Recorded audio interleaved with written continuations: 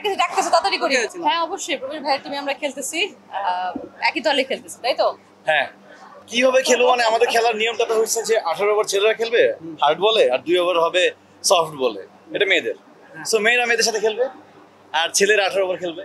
আর আমরা সেই সময় আমরা চিয়ার আপ করব সবাইকে।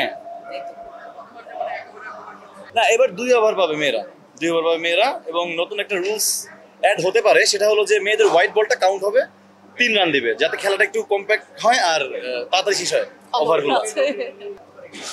একটু ভয় পাইছি যে ব্যথা পাইছে কিনা, বাট আমাদের মেয়েদের জন্য আগের বলটাই আছে যেটা আমরা খেলেছি, সেটাই আমাদের অবস্থা খারাপ হয়ে যেত।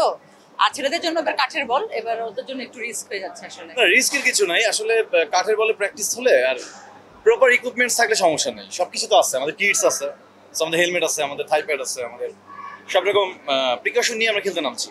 খেলা দেখি, আমরা তো ক্রিকেট প্রেমী, ওর মাথায় ক্রিকেটের পোকা ধরা একদম। সো আমরা ওর জন্য ক্রিকেট, ওর জন্য অনেক পছন্দের ব্যাপারটা ক্রিকেট খেলা।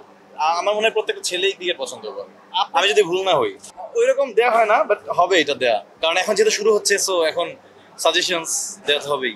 ও আজকে জোর করে আমাকে নিয়ে আসছে, আমি আজকে জোর করে নিয়ে আসছি, আসতে চান। সব মশার বিরুদ্ধে সুরক্ষা দিতে এলো বসুন্ধরা এক্সট্রিম অ্যারোসল, মশার বিরুদ্ধে এক্সট্রিম সুরক্ষা। আমি একটু পারিবারিকভাবে একটু আপসেট, আমার কাজিন মারা গেছেন 3 দিন আগে, তো আমি ভাবছিলাম আরো কয়েকদিন পরে ঘর থেকে বেরোবো, বাট ও বললো যেহেতু সবার সাথে মিশো, খেলাধুলা করো, মনটা একটু হালকা হবে। আসলে লাইফ মাস্ট গো অন। আমার ভাই ধ্রুব 23 বছর বয়সে মারা গেল, একদমই ছোট, অল্প বয়স। আসলে ওর পৃথিবী দেখার কিছুই হয়নি এখনো, এই জন্য একটু আপসেট ছিলাম, বাট সবাইকে দেখে আবার একটু ব্যাপারটা নর্মাল করার চেষ্টা করছি। গতবারের best women of the match. শুনো, সবসময় একই রকম হয় না মানুষের লাক। আমি প্র্যাকটিস তখন অনেক বেশি করেছি, এবার তো 4 দিন প্র্যাকটিস আসতে পারলাম না, বাট আমি কখনো আশাহত হই না, কাজ করি, এক সময় না এক সময় ফলাফল পাবোই।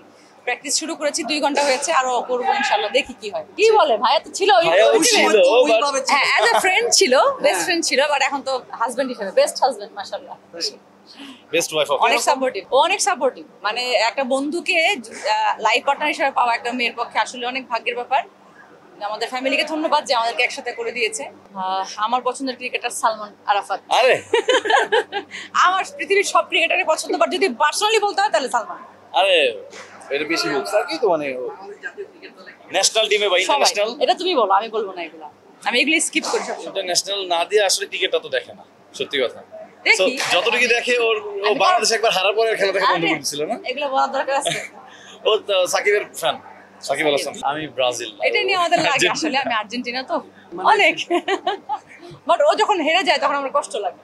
এই লাস্ট বার, হ্যাঁ মানে এটা নিয়ে আসলে খুব বেশি বদার্ড না, আর ওই বয়সটা পার করে আসছি যে হারলে মন খারাপ থাকবে, এখন তো সবাই ম্যাচিওর অডিয়েন্স আমরা।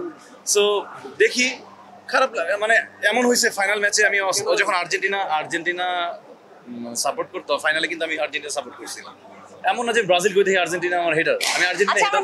আমরা এখন ক্রিকেটের কথা বলছি, এত সুন্দর একটা ইনডোর আমরা প্র্যাকটিস করছি, এটা আমাদের কাছে নতুন। আর আমাদের প্রত্যেকটা কলা কৌশলী বন্ধু বান্ধব যারা আছে, তারা সবাই একসাথে আবার দেখা হচ্ছে, এটা অনেক বড় ব্যাপার না? আর ওই তো সবাই সব ডিরেক্টরটা দেখছি, রাজ, সিয়াম, আজাদকে এত বছর পরে দেখলাম, মডেলদেরকে দেখলাম, অনেক ভালো লাগছে। মানে এটা ঈদের মতন একটা অবস্থা আসলে, সবাইকে একসাথে দেখতে পাওয়াটা। আর ক্রিকেট তো আমাদের জাতীয় খেলার মতোই পড়ে গেছে, সবার মনের খেলা, প্রাণের খেলা, খেলতে খুব এনজয় করি।